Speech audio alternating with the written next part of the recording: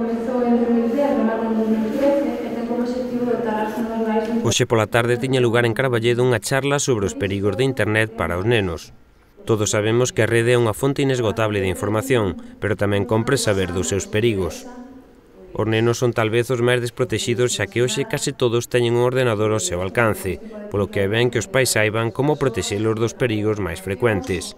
Bueno, os nenos, pois, hoxe en día están moi expostos, non? En isto de internet.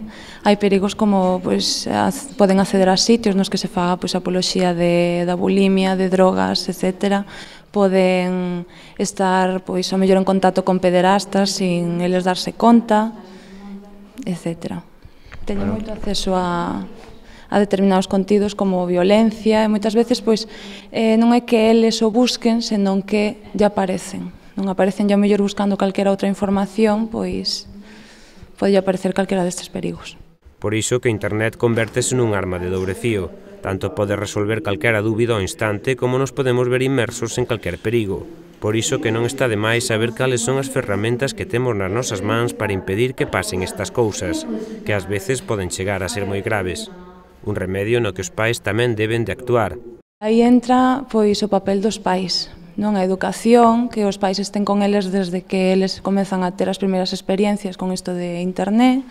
Tamén hai ferramentas que é verdade que, bueno, protexen o rapaz, non? Como, por exemplo, pode ser o control parental, que lle restrinxe, pois, o acceso a determinados sitios.